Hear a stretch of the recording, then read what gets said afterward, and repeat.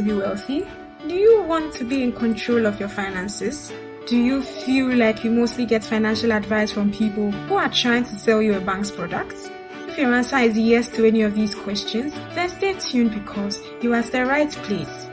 Welcome to Money Convos, a club committed to helping people achieve financial freedom by providing education and guidance on personal finance and investments.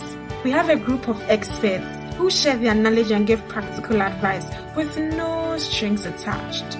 At Money Convos, we have candid, mature conversations about wealth, how to create it, grow it, and protect it. We share our experience and encourage our audience to share theirs and ask questions. Join us every Thursday on Clubhouse at 7 p.m. GMT. We also have book discussions that bring out practical lessons. So far, we have read Dumb Things Smart People Do With Their Money, The Richest Man in Babylon, and The Millionaire Next Door. Most importantly, we have one-on-one financial coaching sessions where we guide individuals through setting financial goals, retirement planning, budgeting, investments, risk management, and so many more areas. The goal is to get you to financial independence from whatever income level you're at. Follow us on Twitter, Instagram, YouTube, Facebook, and Clubhouse. The handle is at Money Convos GH, or send us an email at moneyconvosgh@gmail.com so we get you started on your journey to financial freedom. Now that you're all caught up, let's head into our next conversation.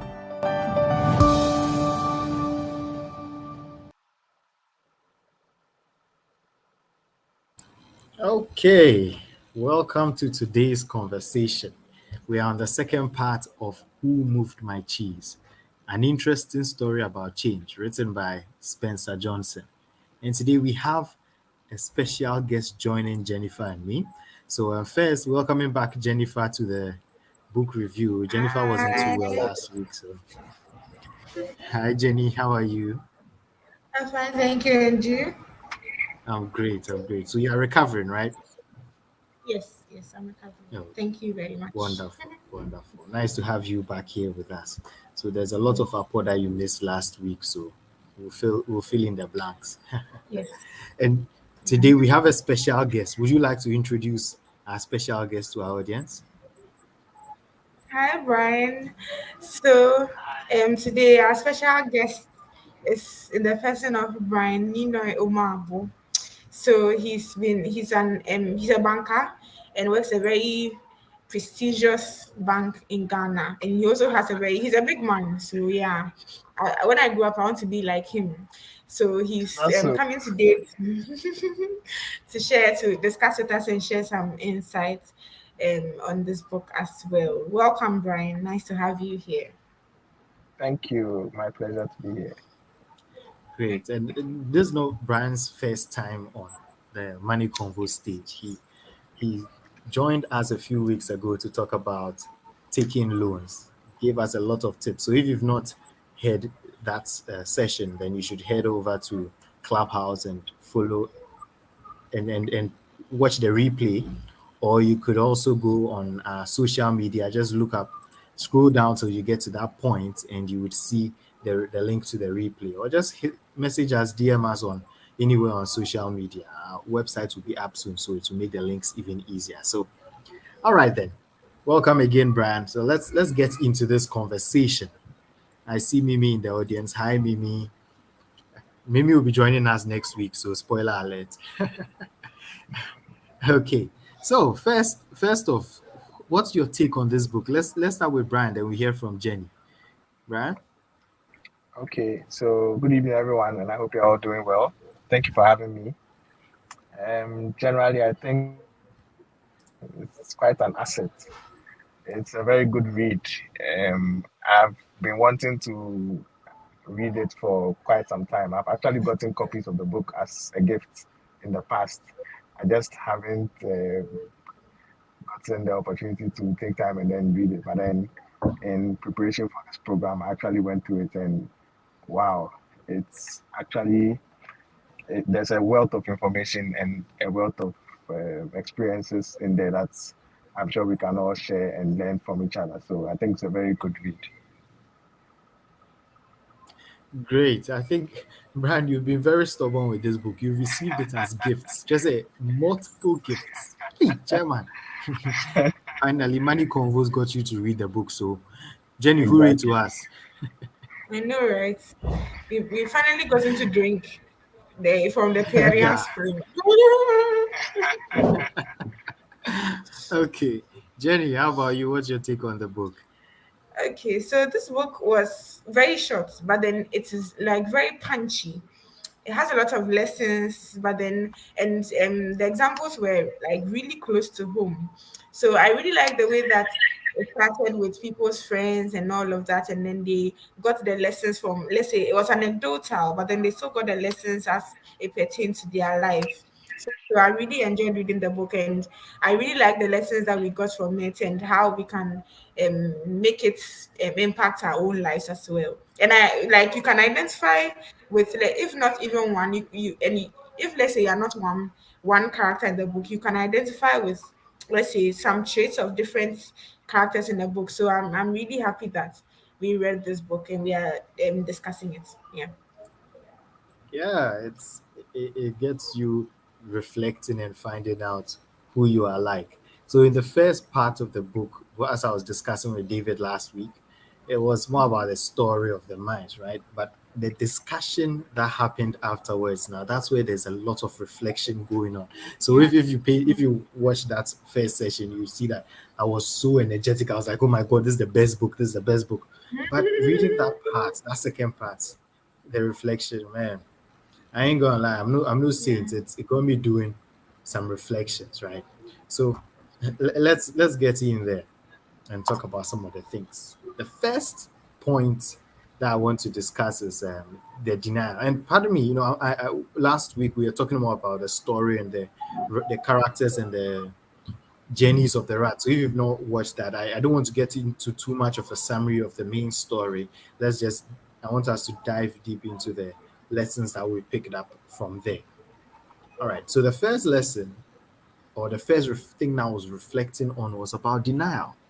And it got me thinking, are we in denial? Or I could be asking this question to you and also to me, like the man in the mirror. Are you in denial? Do you admit when you are afraid of change? I think now we are all aware about change is a good thing, but and because we are all aware that change is a good thing, it can be seen as a negative thing when you have to admit that you are afraid of change, or when someone says, "Now you ask what you are afraid of change," but it may seem like, okay, it may seem like they're saying that you have a bad characteristic. So I'm sure some people are in denial, and I think every now and then I may catch myself in denial. Has any of you been in such a situation, Jenny? Yeah, so I think there are some aspects of like everybody's life that they may be a little in denial about, like change, be it even good or bad. And let's say something happens to you and you're like, oh, this shouldn't happen to me. And something Hem said that really resonates with me was when he said that this is not fair. Like, it's not fair for them Mm, that to be moved. So then it shouldn't mm, happen to them. So then he was sort of in denial that anything can happen to anybody. We are not entitled to a good life. Like, uh, change happens, and in the bad, even if it's bad, it is like you can learn lessons from it and let it propel you. So we can really be in denial. And I like the reflection again when they somebody asked that, um do you think you have, let's say, bad characters, and then nobody wanted to raise their hand because, well, we are all good. But then when the person was like, do you think if somebody else has, like, is afraid to change, then everybody raised their hand because mhm. I can see if somebody else is doing something, but I may not be able to see if I am doing something. So yeah, we are really in denial. And I think as these things help us with the introspection, and then we'll be able to like really look at places that we are not looking at, and then letting it affect us. Yes. Great, great. What you just said reminded me of a hit song now. Said a part was like he asked people to show hands and no hands. Yeah. Anyway, Yeah. I'll get into singing that. I haven't figured out how to sing that song well. Man, how Yeah. about you? On denial, have you ever been at a point where you hesitated or refused to admit that you were afraid of change, or have you observed it in someone else? Yes, I can speak for myself and then as well as what I may have observed outside of myself.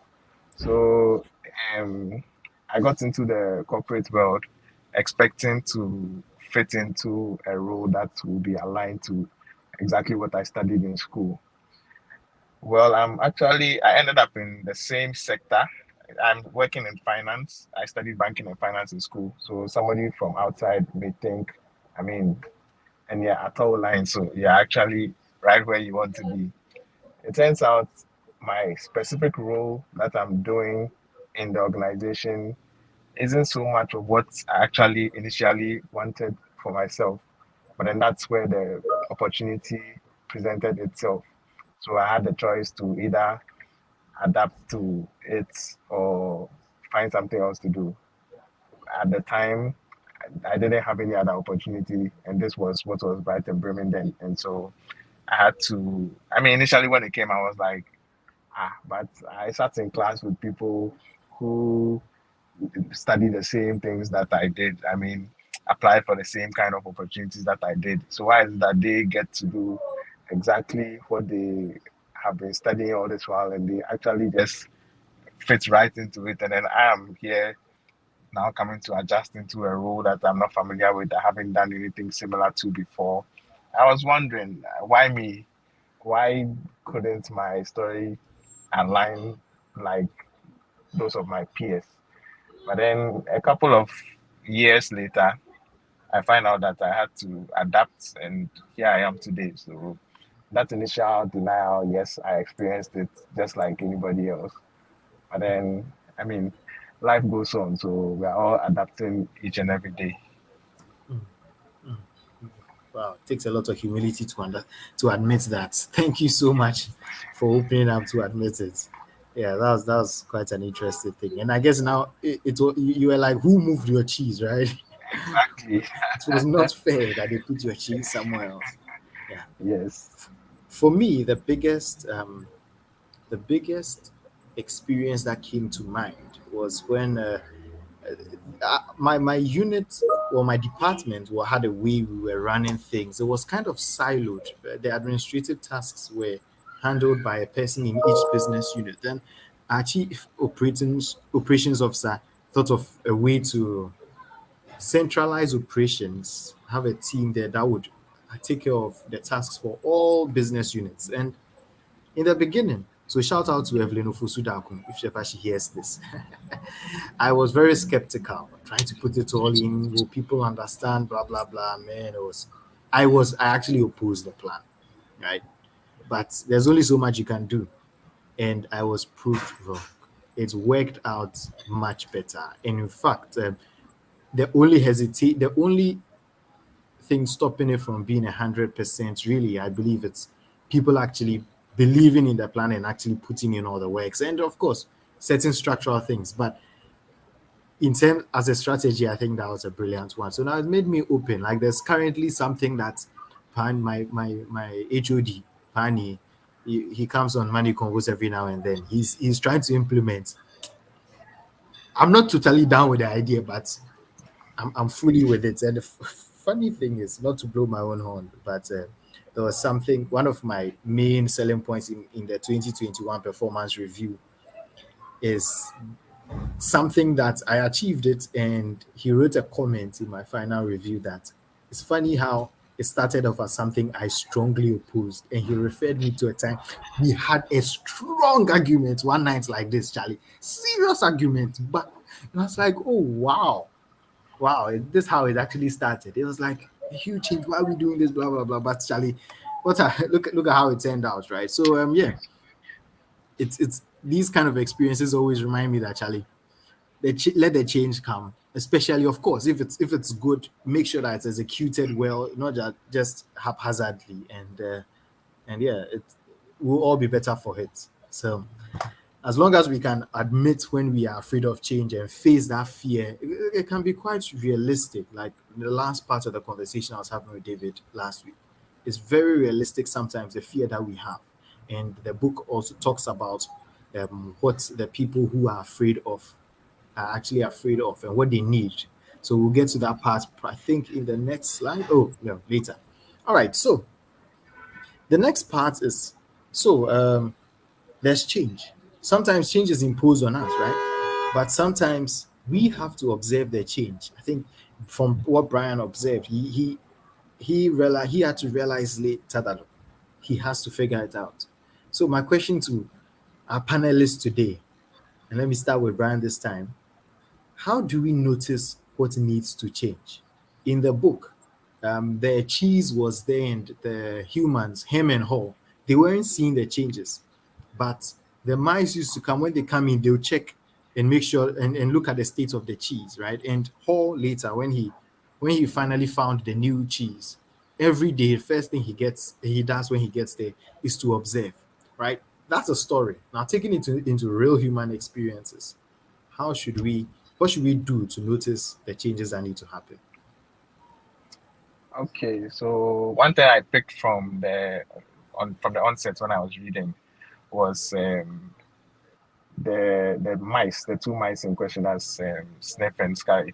So Sniff would, as his name suggests, would sniff around the maze, and sniffing here signifying quickly identifying the most minute change, or the trying to sense the whatever is around you, which is different from the norm.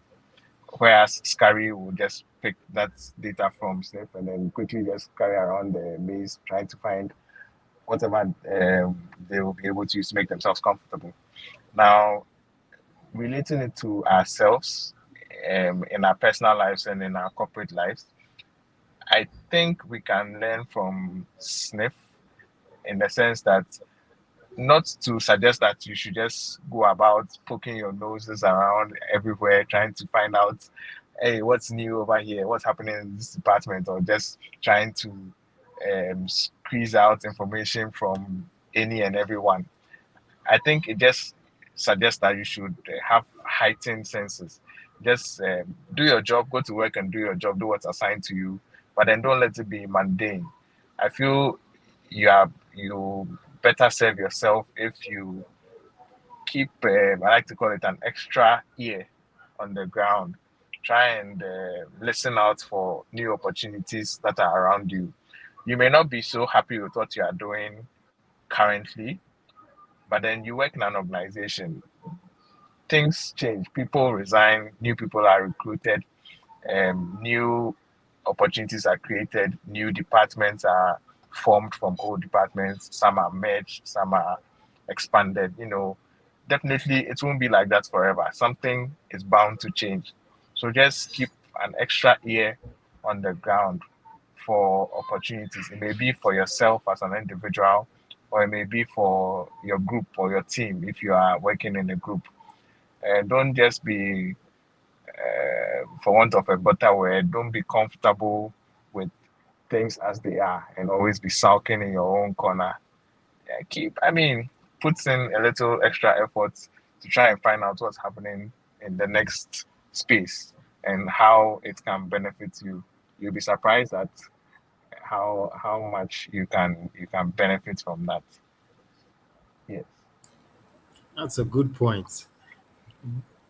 Like likening it to Sniff, just keeping your ears out, your eyes open to seek out opportunities. That's a good point. Jenny, how about you? Or has Brian stolen all the filler? He has really taken the wind out of my sail, but still. Um, so I think I would say that in addition to what Brian said, what Hall did later on when he became self-aware, when the first thing he did was tie his running shoes around his neck, which really signified that he wasn't coming to relax anymore. Like if he's ready for change. So I think the first thing we need to do is acknowledge that it will come. change will come. And then when you acknowledge that, then you put in the feelers. So when you get the as probably Brian said, and Elikem, we've read a book that said deliberate practice. So seek out information, like if it is listening to the news every morning, something that will make you know where the tides are heading, and it will sort of give you an indication of where things are coming. Because one thing that I really liked when with her understanding everything was that he said that you should move with the change. Sometimes if you move after the change happens, it may not go so well for you, because sometimes if you lag it so much, people would have gone ahead of you and you won't make it like the way Hall made it. So I think that make sure that at least you stay on top of current affairs, like whatever it is that you want to do, so that if anything is coming, you are very very you are one of the first people to identify it. And I want to make state an example that I have. So there's a movie, Hidden Figures. It's a very popular movie. I think you may have watched it. It's Yeah. about three black women. So they were, this was I think set in 19 something, yeah. And they were called computers. Those times we didn't have computer, we didn't have calculator and those things. So they used to do the punching of those things, and then the math and all of that in their head. And one day their head was just passing by, and then she saw that there was a big computer, there was a big something that was in a room. And she was like, what is going on? And somebody made a comment that this is coming to take all of their jobs. So she should, I don't know if it was supposed to taunt her or something. But then so she found out that it was an IBM mainframe. And then she went to the library and actually fed a book that had the code. Yes, she stole it, but well, I'm not saying she steal it, but yeah. She was a black woman then. So yeah. So she pilfered the book and then she taught herself IBM coding. And when the people were trying, the engineers were able to get the code to come out how they wanted it to come out, she just came and volunteered that, oh, I know how to do it. And they were at their wits' end. So they had to give somebody the chance. And they gave her the chance. And then she was able to get the things to come out. And she taught the black ladies about how to process the IBM machine. And so the thing was actually supposed to come and take her job.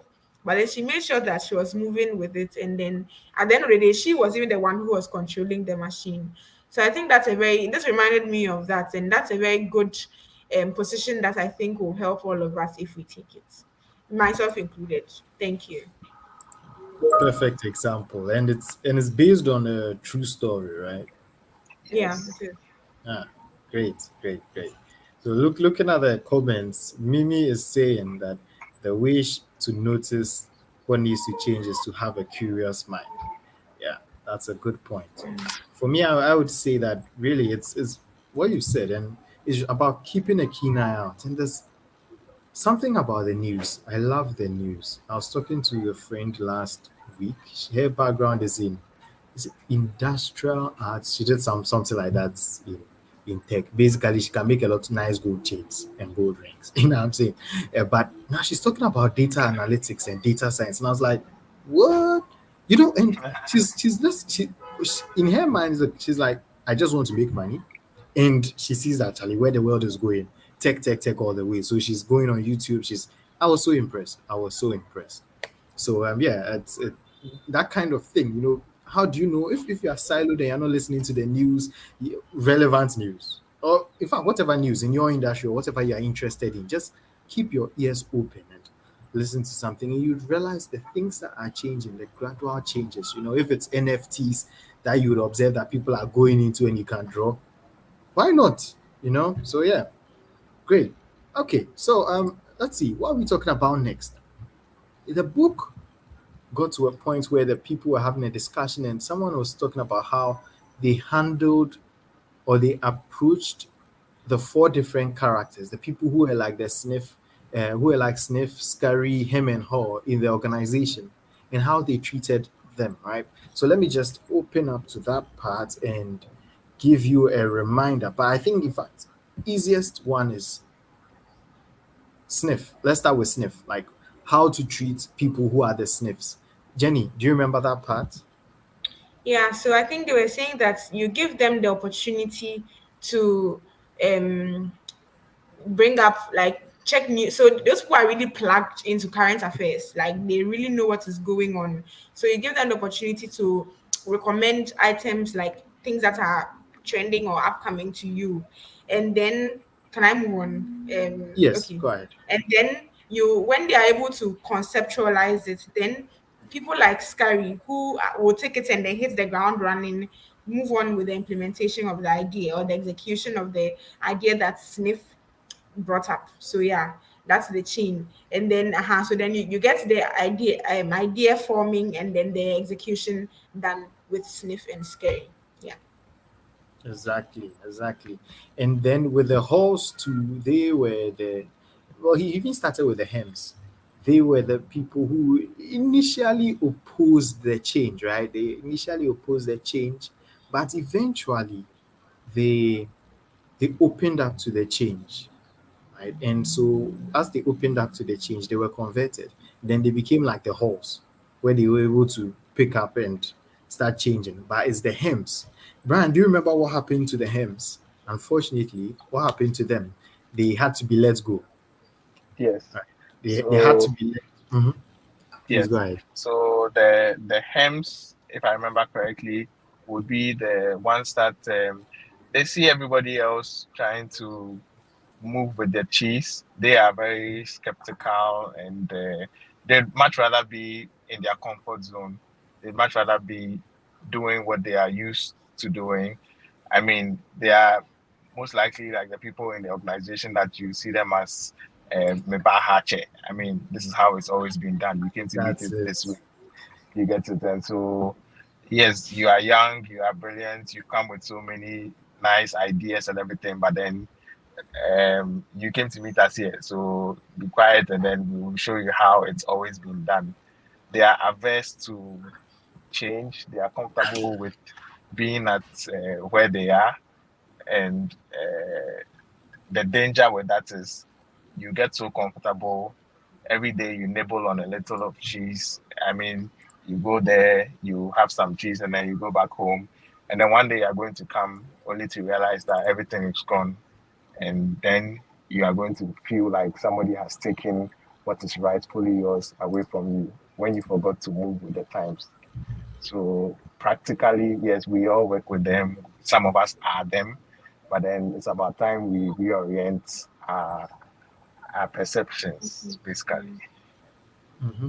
Hmm. Yeah, and in that part about the hymns, right? How they had to deal with them is important because they can be, these people can be quite toxic. They can be the ones bringing down the whole thing, right? I didn't highlight these parts because if I was highlighting, I'd have highlighted the whole book. So it's hard for me to pinpoint those quotes, right? But sometimes you need the people who will be the first movers. But if the first people in the organization who are opposing the change, then it's like, well, everyone's just going to go along with them. But once you Yeah. start convincing them, right, and it gets me to thinking of how we convince people, right? And it's talking about seeing the vision, getting people to see the cheese. Have Brian, have you ever had an experience where someone convinced you and made you see the cheese? Oh yes, very very often actually. Not just wait. Are you asking this in the context of work or No, generally? generally because it applies everywhere, even in social settings. So yeah. So myself, naturally, I'll start by saying I identify most with Hall. That's his name, right? Okay. So I'm reserved. I'm not the type to see a new opportunity and then just quickly run with it, and then everybody else is doing it, so it must be a good thing. So I'd rather take a step back, wait for the first few people to go and test the waters and see how it is, and then when I sniff and find out that I mean it's actually a good thing, and then I jump on. So naturally, that's the stance that I have. But then I feel that also exposes me to if I stay too long in that mindset, it exposes me to being too comfortable where I am.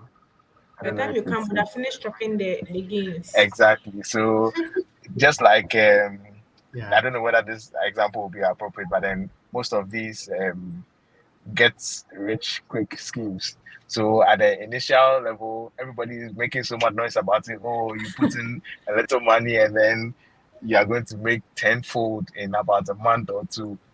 I don't think I'll ever fall for something like that because I'll, you those who are enjoying now, you let them go and enjoy. And then if I wait for a while and see that it is actually something that is stable, and then I'll jump on board. But then that's just me. I don't know if I have a lot more to learn from those who are the scaries in life, but then Mm. I come across more as the more reserved kind. So that's my style. Interesting. So you were not an early mover in men's gold and the like. No, not at Okay, all. I see. Jenny, how about you? Have you ever seen, has someone ever made you see some cheese that you were not looking for or you did not see coming? Oh yes, especially in my career, I think a lot of people have made me see cheese. You are one of them.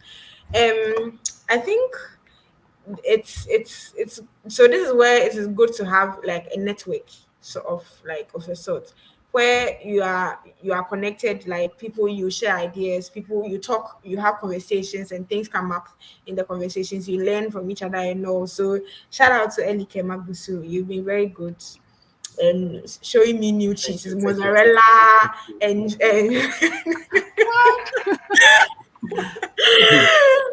and laughing cow and things. Yes, thank you. But I want to just go a little bit on what Brian was talking about.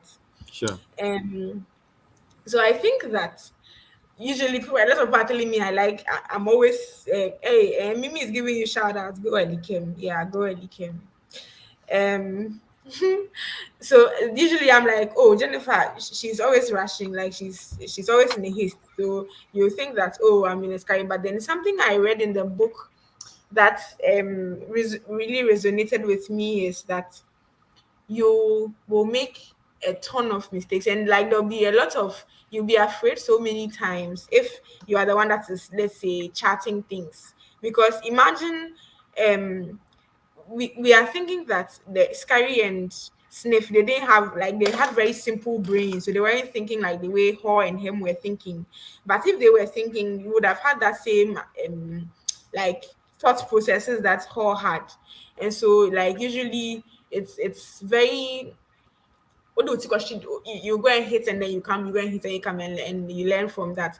But I think from what I've learned, it is good to be like a scary and then a sniff. But sometimes life will not, may not reward you for being the first person. Sometimes, if you are even ahead of your time, certain things may not work out for you. And the people that will come in later will be the ones to come and like learn from your experience and then benefit. So I think it's there are pros and cons to each of them. You just need to know what they are and then how you deal with them when you get there. Thank you.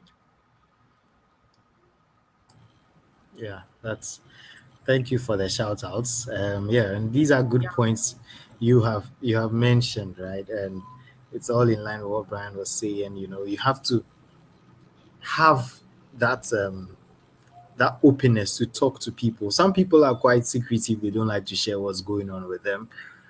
There's only so far you can get. That one also has its benefits. I agree to that, but there are way more benefits talking to people, and so yeah, that's a good way to go. All right, great. So let's see what next are we talking about? A change imposed is a change opposed. Get still on the point of getting people to accept change, getting people to see the benefit of change. When I think of this change thing, right, let me start with my experience first. Uh, I always think about a software project that my company took on 6, 7 years. Well, it started like 8 years ago, right? When we went live 5 years ago, man, was a tough project. Tough project, a big overhaul, and a lot of people were opposed to the change. Heck, I was opposed to the change, right? But for me, I would always admit that that change had to happen. The question was, is this the right software for us, right? That was for me. That was my concern. And because that if that change didn't happen, one of my biggest products that I manage or my team manages now could not be supported in that old product. It had to go. It had to go. The question is how. And so I think if leadership had given us this book before we read it, like David was saying, in his time when he was in a company that had to undergo a lot of change, in that case, our transition would have been way smoother. So yeah, now how about you guys? What do you think about this thought? Because I think in my organization's experience, it was imposed on a lot of people, and it didn't work out well. Jenny, any experience with this? So I think that this is like a top, if I'm not mistaken, was sort of a top down approach where the management decided what they wanted to happen, and then they told the people at the beneath or working under them that they wanted this to happen. I think I find that people are quite easy or amenable to go with change when it's a bottom up approach. When, let's say, you say what the problem is, and then we all brainstorm solutions to it, and we sort of come up with the best solution that is going to work for, let's say, if it's an organization, a group of people, a couple, whatever. When people are invested that, this I have a part to play in the solution that is being done, I will feel invested in it, and then I'll put in my best than when it is coming straight down that do this and what I think wasn't really consulted. I think people like that one won't be as opposed as if you are just sort of imposing something on people for them to do. Yeah.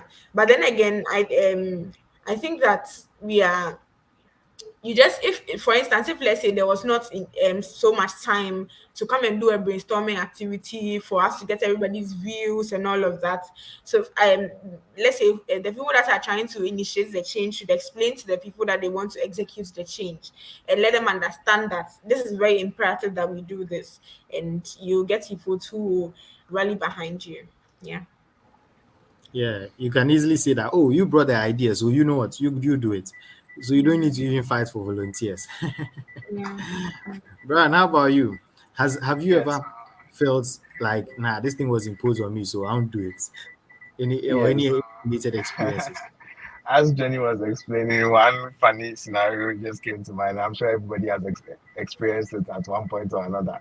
So it's a home setting when you are maybe you live at home with your parents, and then you walk into the kitchen. There may be a couple of dishes in the sink, and you just decide out of your own. Nobody has asked you. Just decide that no. I mean, it's not nice that these dishes are just sitting here. Let me just clean them up. So you just go lather some soap in water, and then you just start doing the dishes and probably have some music in your ears, and then you're just nodding gently, having a good time. It's actually therapeutic for you. Like you juxtapose that situation to when you are probably lying in bed or you just come back from school and you are so tired, you just want to relax, you don't want any communication with the outside world. And then your parents, well, maybe your mom or your dad just barges straight into your room and come here, go into the kitchen. Don't you see the pile of dishes undone? I mean, do I always have to come and speak before you do something? My friend, just get up and then go and do it. I mean, it's so different if you identify that this is the situation and I want to be a part of the solution, or I want to contribute to alleviating whatever the issue is so that everybody is fine. Juxtaposed against when I mean, the situation is already there. It's not your fault. Probably you're not the one who even created the mess over there. And then somebody else, a third party or an outsider, tries to force you to be the solution. And you even be wondering, this thing you're asking me to do, if you yourself you do it, don't you have the same hands that I have? Or don't you have the same efforts that I have that you can also go and do it? Why are you disturbing me?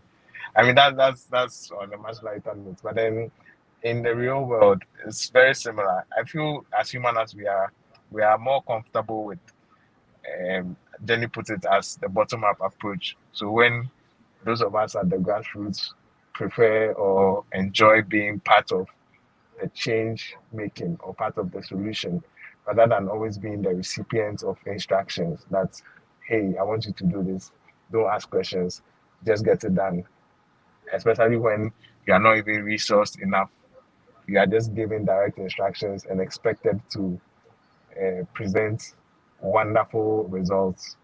It's a bit, I don't know if you are getting me, but then everybody enjoys being part of the solution. Nobody wants to live in a world where everything is messy and, and like unkempt and everything. I feel it's just a matter of communication. Whoever has seen the change and wants to inspire the next person to be part of the solution. It's just a matter of your approach. Just involve the person in the process. Make sure they see themselves as part of the solution, not just as recipients of instructions to get things done. It gets very annoying. I'm sure everybody can bear with me on that. I'm sure Brian can bear with himself on this one. I can see that Brian has been very stubborn at home. Brian, have you washed all the dishes at home? Brian Oh has yes, I OCD. have. Brian really has OCD, so he doesn't agree with this. He will never see dishes and not do them. Yeah, Oh, okay, okay, okay. Maybe this is what he is saying about maybe his younger siblings. Okay, yeah. I feel you. I feel you. I feel you. Okay, all right. So, speaking of personal experiences, I was saying that this second half of the book was more about reflection and looking at ourselves. So, we would just want to use the remaining time to reflect and ask, which of the four characters are you? Are you Sniff, Scary, him, or her? I think Jenny has alluded, or no, Brian alluded to which one he can relate Oh, to. Yeah, so let me go first. When I was reading it, reading there's a story, I thought I would like to be a whore. But after reading the discussion part, when you had the real human beings talking, I realized something. I think I'm more of a scary. I know the way the book puts it, simple brained. Charlie, some way I'm in a bit of a denial. I'm a bit of in denial. I'm saying, but it is what it is. It is what it is. Like it's a little percentages here, but I think I'm more dominantly scary, and this is why I see this. If ever I'm to go into entrepreneurship, I think I'm more likely not going to be the one whose brainchild the idea was. I'm the kind of person that someone will come and tell me, Charlie, I get some idea, so and so and so. And the person will bring like 20% of the idea, and I'll give the person the rest of the 80%. And I'm like, let's do this. Right.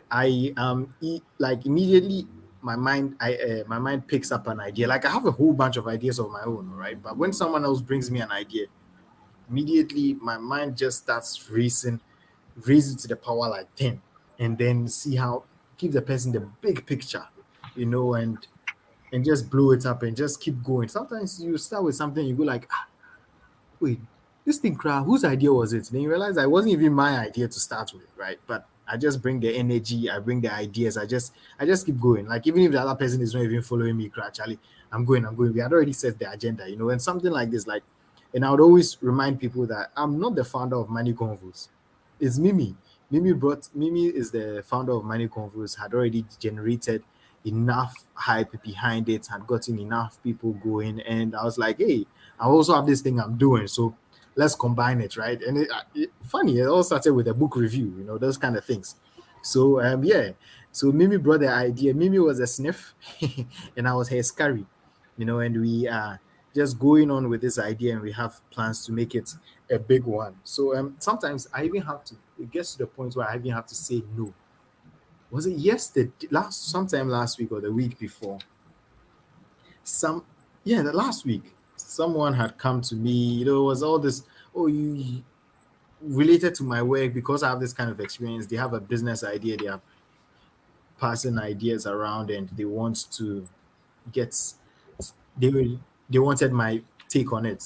We had a few conversations, and now Charlie, they are sitting there saying, Charlie, what are you doing? Why don't you jump on board with this idea? And knowing myself, Charlie, I'm like, I've every now and then I get to this point where, because I'm just going with many ideas, I'm overwhelmed with many things. So now I have to cut back, finish projects, and then and then refocus on a few things. Like, I never run out of things that I'm doing. Like, the number of times I've started learning Python, the number of times I've started doing a whole bunch of things. Like, people say, you have a lot of talent, so Charlie, it's all about the many things that people start pointed me at directions, or myself, my own ideas. I just started pointing at directions and then going at it. So I just can't deny it. Simple brain and whatnot, but Charlie, it's all about the action, action, action. Like, in fact, I think I've gotten back to where the book says, what the book says about the scaries, right? Let me see. Okay. So he said, our scaries like to get things done. So they were encouraged to take actions based on the new corporate vision. They just needed to be monitored so they didn't scurry off in the wrong direction. So, you know what? I take it. I'm a scurry. I'm predominantly a scurry. Yeah. Jenny, how about you? Which one are you? So I think I am a whole Everyone wants to be a hall. small. So small scary, and I think I have some hem in it, but then I am predominantly a whole because at some for some parts whole and hem were the same. They were all sort of thinking about why this has happened, blah blah blah. And so I'm wearing a nose mask because I had an accident and I'm the only person who got hurt. And I'm like, what is going on? But that sometimes those things come up and things, but then Hall was able to get out of it. And so I think that I'm able to bounce back and then sort of be open, like Elikem will take the lead, but then I'll follow, something like that. And hopefully all of that introspection will help me get more closer to being a scary or a sniff. Yeah, thank you. Good, good, good. I must admit, this in we are in our work. There are certain seasons, and in this season, Jennifer is being a scary. So I don't know what she's talking about. Okay, Brian, you already gave us your perspective. I think it was more like a whole. Do you want to shed more Yes, lights or summarize what you yes, said? Mhm. yeah. So as I alluded to earlier, I think of the four characters I relate most with her. But then when you were narrating when you were explaining and narrating why you feel you would be most associated with the scary, it got me thinking. I think there's a bit of a scary in me as well. So in terms of personality, I'm almost like 100% a whore. But then if I have to get something done, and it means I have to get out of my comfort zone and put my reservedness aside and just rely solely on my drive and get something done, I scurry away through the maze. So, a typical example would be probably maybe I need something to get work done. You've given me an assignment and you haven't resourced me enough, and I've complained once or twice, and the situation hasn't changed. Meanwhile, you are demanding your results. At that point, the whole in me goes to reserve, and then I just move straight into Sky, and I go beyond you, and then move on to where I'm going to find my cheese, so to speak. So I won't rely Intended. solely on. Yeah. So, for example, um, I don't know if this is related so much, but then um, when I got into the organization, after I became a confirmed staff, I was entitled to some medical benefits, and I had some orthodontic treatment, and so I was supposed to put in a claim for it. I did, and then the claim was turned down for some flimsy reason. But I was so sure that I was entitled to it, so I put in another request. I tweaked it a bit and then sent it to a different part of the organization to get approval. They turned it down again and asked me to send the claim directly to our insurers. I did that. It was turned down again, and I was like, "No, I'm not going to take this." The hall in me would have just said, Well, you know what? Just let it go. I mean, I'll just come back tomorrow and see if there's some more cheese over there, and then, But then I was like, no, this is something that it's in my employment contract. It's something that I'm entitled to, and you are unduly denying me of it because you feel maybe I will not speak up or I'll just let it go like that. And it was quite a huge sum of money. So I marched straight to our head of HR at the time. And this is somebody who is like at the top of the organogram. We are talking of the management levels in the organization. You have to go through so many offices before you get to him. I bypassed all of them and I just went straight to him. I went there. He was on an international conference call with um, our head office in Europe. So he was speaking to them. He asked me if there's something he could help me with. I was like, "Don't worry, you finish your call. I have all the time in the world. I'll wait." So I just sat on his couch and then I waited for him to finish whatever business he was doing. And then he came to me and, okay, so young man, how may I help you? And then I started narrating my story. And that this is the reason why I've come to him. I've gone through all these other avenues and to no avail. Your people are just frustrating all the requests that I'm putting through. So I have no other choice than to just scurry straight to you. But now I've come to the ultimate source. If he says he's able to help me, then I just know I've gone to the ends of the world, and then the answer is still no. So I let it go. So I spoke and made my case. And he was like, okay, so I should just go back to my office and then put in a new request. This time I should bring it straight to him. So I did that. And then the following day, I called him and sent him an email to confirm that I put the request through. Lo and behold, just literally 24 hours later, whatever was due me was given to me. Now, if I had stayed in my hall throughout the entire process, Mhm. I don't think I would have gotten the opportunity to actually get what I had been fighting for so long, while all the middlemen, so to speak, the people in the middle were trying to frustrate me. I just looked past everybody, just went straight to whoever was going to give me what I wanted, and I got it. And I feel like the world rewards those who puts aside fear, those who put aside all form of shyness or thinking that other people are going to be gossiping about them, whatever. The world rewards those who just put all of those excesses aside and then just run straight to the goal or run straight to their cheese. You get it? It's good to be reserved. It's good to, it's always good to just be comfortable, but then there's not much to be gained from being in your comfort zone. I feel it's to do yourself a world of good by going straight for your goal and making sure you don't stop until you get it. Nice, But nice, Charlie. Elike, I want to say something to cement Brian's point. Okay. So, this is my favorite quotation in the Bible. Elikem has told me one time that it doesn't follow the logic that I've given it, but I'm still going to give it that logic and say it. It says that since the time of John the Baptist, the kingdom of heaven suffereth violence, and the violent taketh it by force. If you don't take it by force, somebody's going to give it to you. Thank you. I And I agree stick by what I said. 1000%. I stick by what I said. But I'll let you have this one. Yes, yes, Charlie. Oh, that's a nice story. This is a kind of story we can use to make a movie, oh Charlie. And no, Brian, it's important this experience you shared because last week I asked a friend to a very very close friend to read the book. I met her over the weekend. We didn't discuss it because she hadn't read the book. I didn't say anything. I'll give you another chance to read it.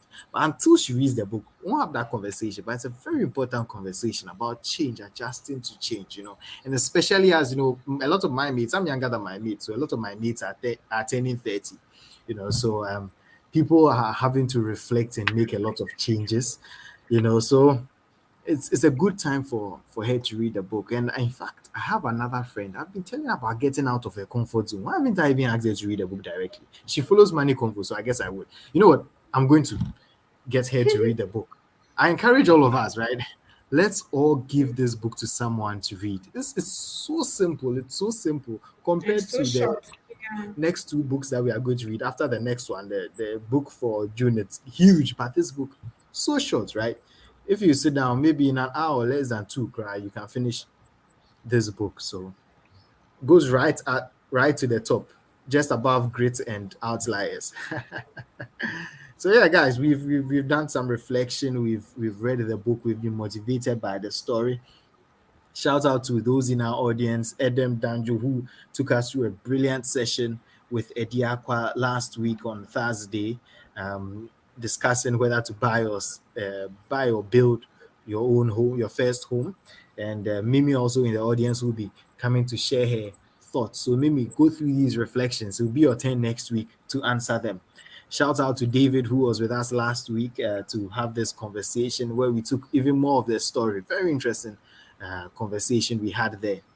And especially to what Brian just said, it's my it's a status on WhatsApp, not like the one that disappears in 24 hours. Like when you go to my contact, what's there?